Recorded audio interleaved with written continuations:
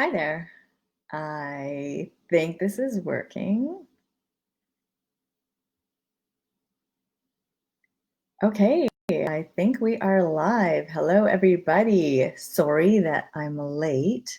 I'm not technologically savvy, I realize. I thought I was, but I'm learning in COVID that there's definitely things I can learn to improve on in technology. So, um, I'm so happy to be here with all of you. Thank you for joining us today. Thanks for your patience. I know that, it took some time to get this started, but here we are. So, I wanted to let you know that we were going to have a guest today, Andrea Paquette. However, because of our Zoom technology challenges, it didn't quite work out, but we will have Andrea on for a following interview. So happy to be here with you. Wanted to let you know that today in this video, we're going to talk about how COVID-19 is impacting our lives. Some people are staying at home while other people are really having a difficult time being inside, and there's really everything in between. And what we're finding is that this is a new territory for all of us. If you feel like you are at risk or in crisis regarding your mental health, just know that you need to stop watching this and call 911 so that our amazing first responders can do their jobs. I'm legally required to tell you that I'm not providing psychological services, and this isn't intended to treat, diagnose, or cure any psychological issues you may have. I will be sure to honor your questions so that if necessary, you will better know when to seek help. Okay, so I just want to let you know a quick background on myself. My name is Nisha Khare. I have a Bachelor of Arts in Psychology, a Bachelor of Education. I used to be a teacher. I have my Master's in Counseling Psychology from UBC. I'm a registered clinical counselor, and currently I'm also a director producer with our companies that I co-founded with my husband, Khare Communications and Human Biography. I've worked with children from kindergarten to grade 12 as a teacher in my previous career, and I've worked with abused and vulnerable children for the Ministry of Children and Families Development. I personally know what it feels like to go into dark places, both as a child and as an adult, as I've suffered from anxiety and depression.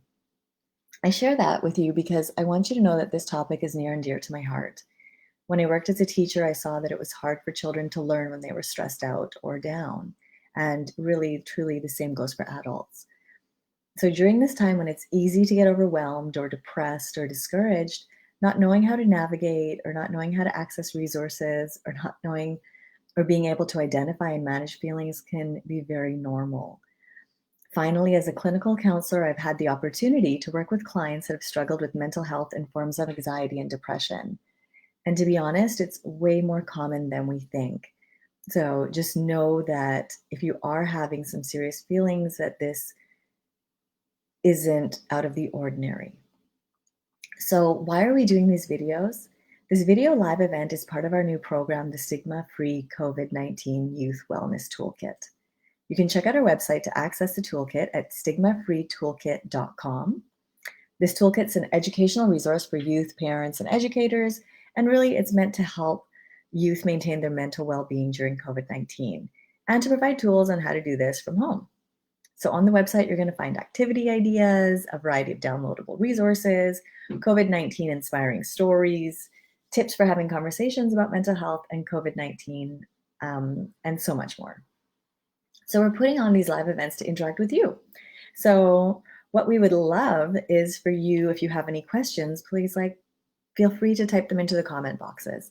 And we want to provide you with more knowledge and strategies to help you during this difficult time. So feel free to type in your questions as we go along and we'll do our best to answer them. And we just want you to know that you and your children, you're not alone. 1 in 4 people will be diagnosed with a mental illness or serious mental health condition in their lifetime. And I think that we just don't talk about these things enough. A lot of people would never know that I've struggled with anxiety and depression. And I think that now more than ever, it's time to support each other and to know that we're there for each other. and that it's okay to talk about these things because they exist and they're normal. Um, the person that I admire for starting all of this, Andrea Paquette, she has really like reached out to community and to schools and to students and to parents to say that, it's okay to talk about what you're feeling. It's okay to talk about the anxiety you might be feeling. And, some of you might be experiencing anxiety or depression or mental health stresses. And if you are, um, this is the place to come and like get support for it, or going to the toolkit to help support your children. I really feel like, in COVID, there's a lot that's happened, and we are in a pandemic. And in some ways, on some days, I just feel like I want to crawl into bed and just put the covers over and just be quiet, and to just see where does this all go, and to maybe sleep through it until it's over. And I know that that's not an answer.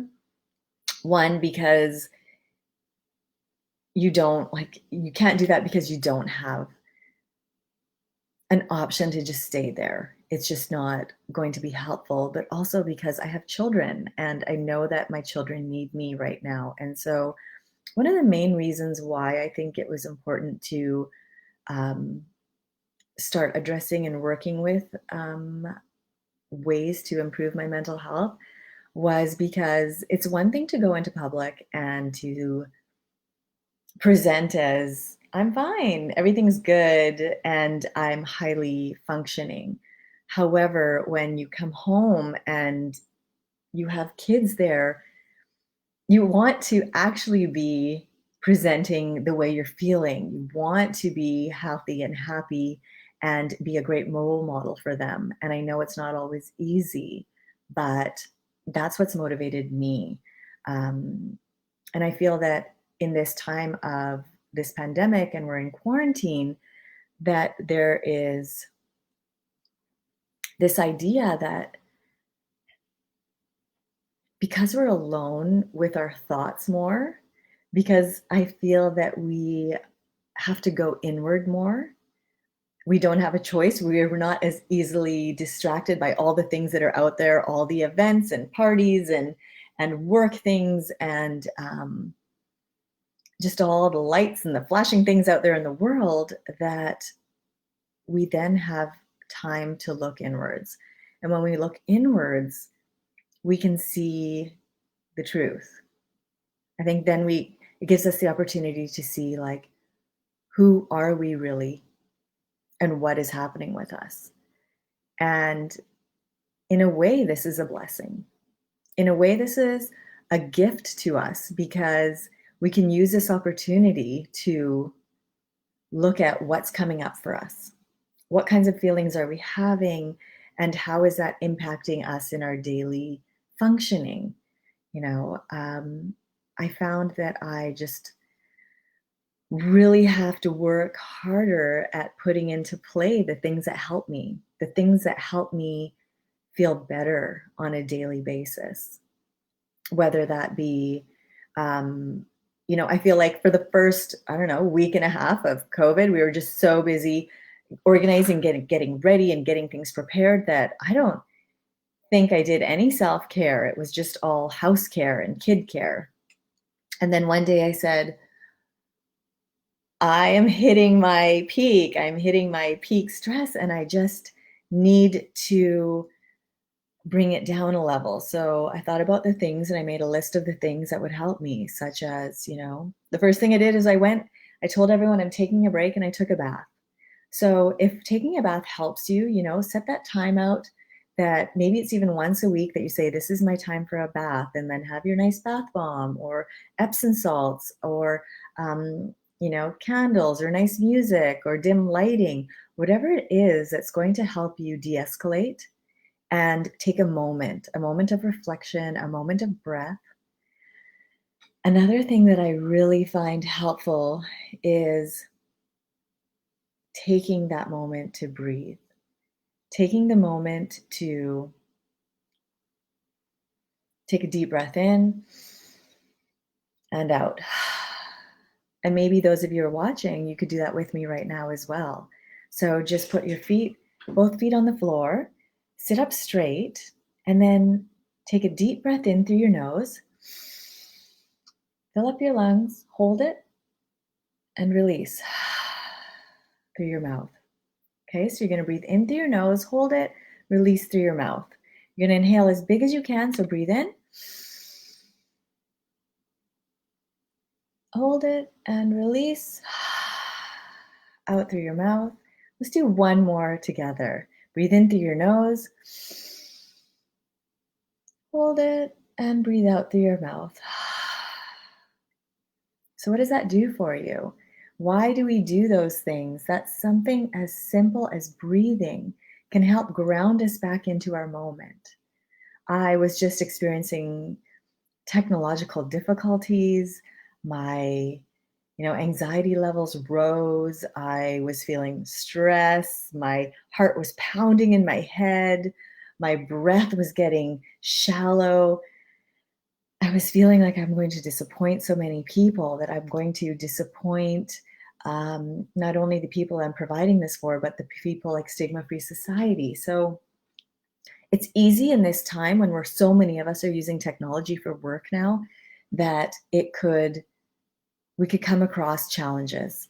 And then when we do get things to work, it could create so much anxiety in us that we react. We react to our coworkers. We react to our clients. We could react if I had kids running around behind me right now, and they were on me, because that happens often, I could probably react to my kids. Like, you got to go. I've got to get this done. Like, don't interrupt. I told you to be quiet.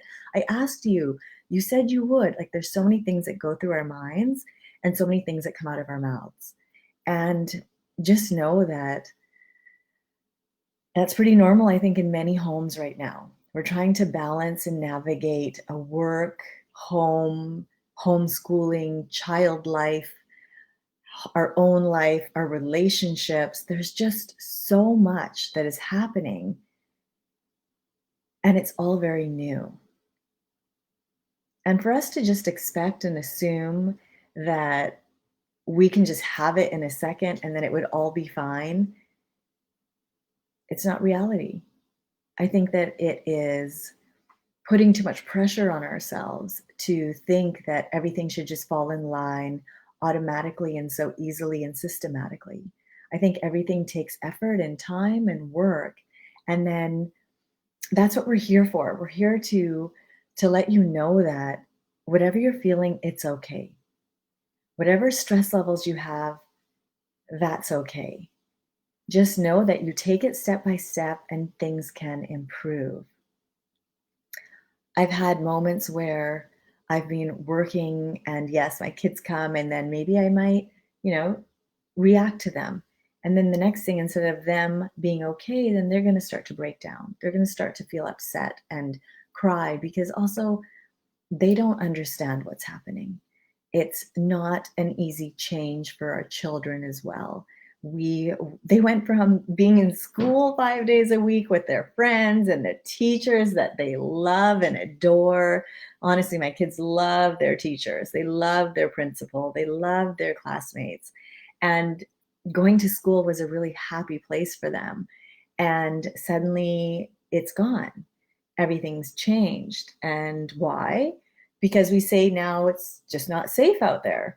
I've had to really change my wording when I talk to my kids about that as well. I don't want them to think that it's not safe out there, because now when we try to take them out for a drive or a walk, they have anxiety. They say, I don't want to go out because it's not safe. And so we've tried to start to reword our approach to let them know that it's safe if we take precautions, if we're doing social distancing, if you cross the street when you see someone, if you keep 6 feet distance. So children start to take in everything we say.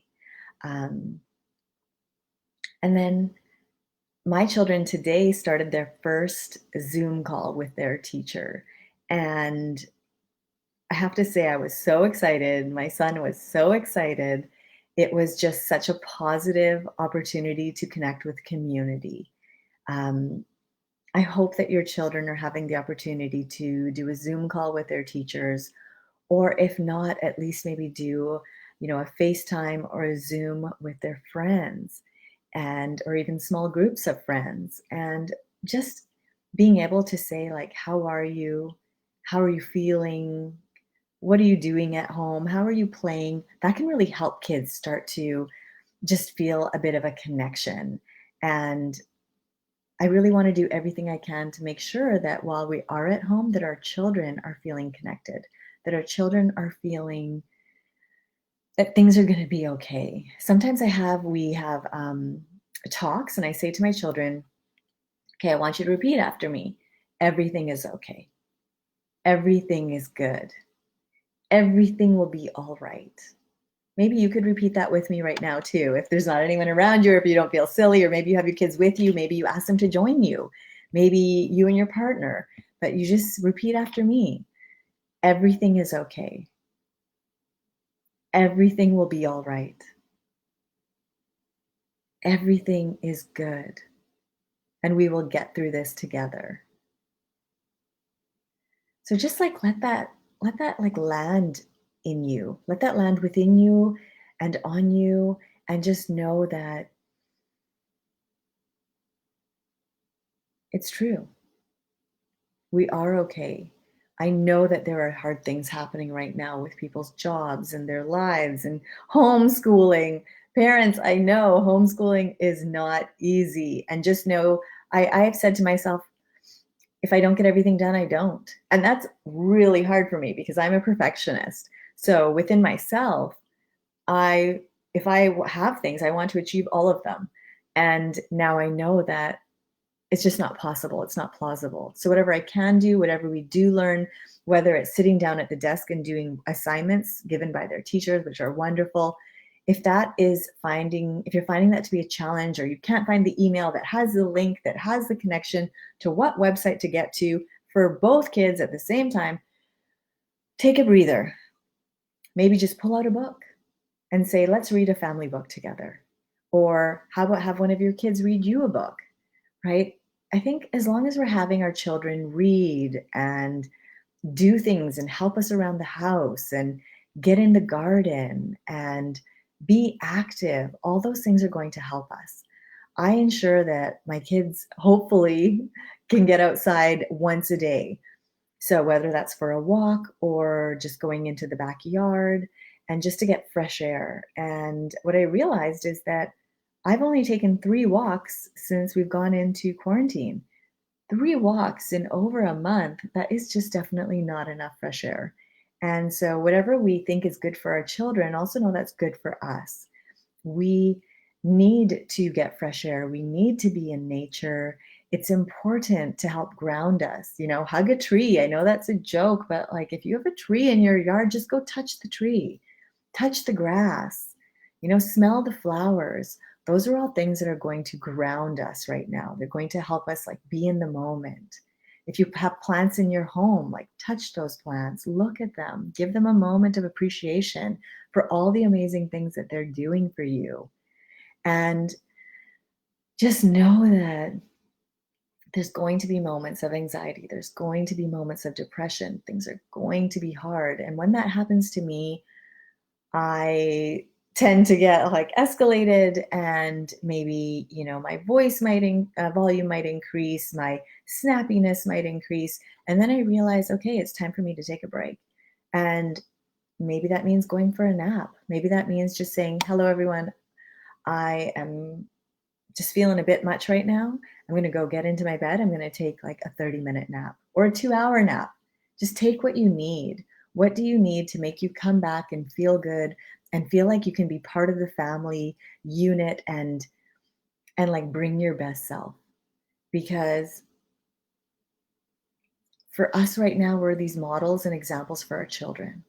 And I also believe it's important to be true to who you are and what is happening with you, because I don't want to ever be dishonest with my children and make them think that everything's hunky-dory all the time, because that's not life. That's not real. But I don't want to be catastrophizing in front of them. I don't want to be watching the news in front of them. My son, he does tend to pick up things really quickly from the news. He picks up stats, and he was talking to my cousin yesterday and saying, do you know that this many thousands of people have died, and that out east this is happening, and in the west this is the situation? And I was like, wow, you are 8 years old. How is this all in your mind? But it's because it all lands. They see what's important and where we're giving value. So be aware, the news is not everything we need to be watching all the time. And when we do watch it, get the information we need, but not on repeat, because that also creates like stress in our minds and stress in the minds of our children. Even though we think they're not watching, they're listening, they hear it. The conversations that we're having with everyone don't all have to center around Corona-19. You know, we can talk about the good things that are happening as well.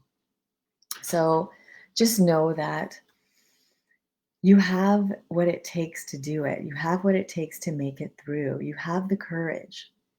You know, your children have the courage. And then think of yourself as like a family unit, that you are a team. Some of my friends, Nick and Ellie, actually had introduced this to us. It's called #quarantine.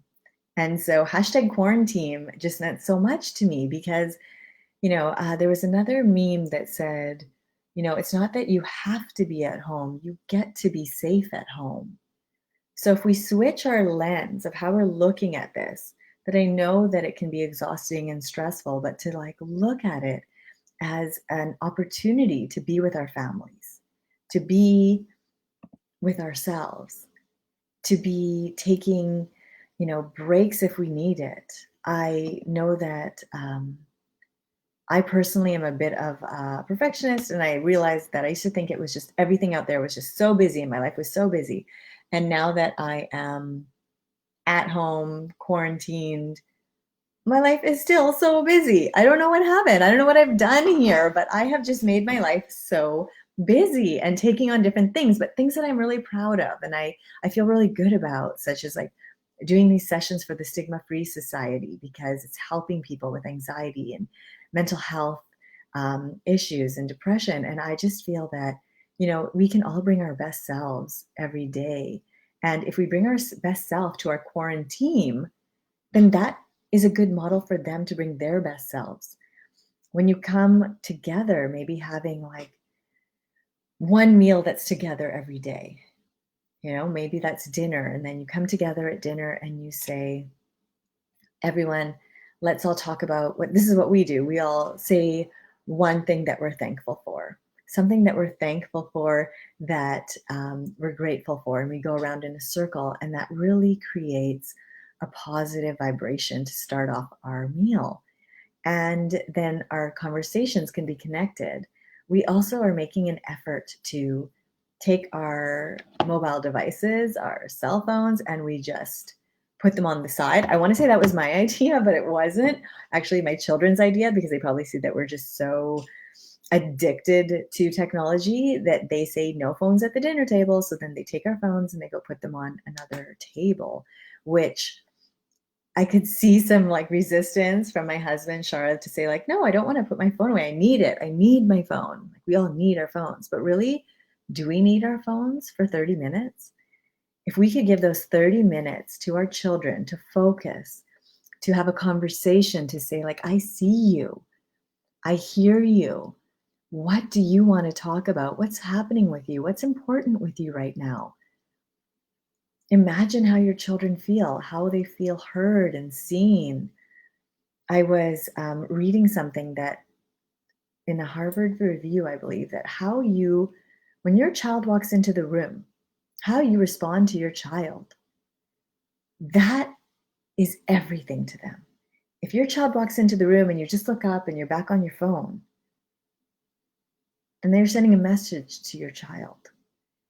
But if your child walks in the room and you're on your phone, but you just put it down for a second and you say, I am so happy to see you right now. I'm so excited you're here. And let's have a hug. Then you can go back to what you were doing after that. But those 2 minutes are going to mean everything. And in those 2 minutes, you'll see, does your child need you? Is something going on? Are they happy? Are they not happy? Are they feeling stressed? It's important to have these conversations so that you stay connected. And that human connection will make you feel better. That human hug, that human touch with your family that you're allowed to be close to. Do it. You need it. They need it. Tell them it's okay. Everything will be all right. And know that with everything going on in this pandemic, it's okay to slow down. And I'm not only saying that to you, I'm saying that to me as well, because if I am just always busier than ever and just go, go, go, what am I saying to not only myself, but to my children and to other people around? That I'm going to talk about mental health, but I'm not going to practice it myself.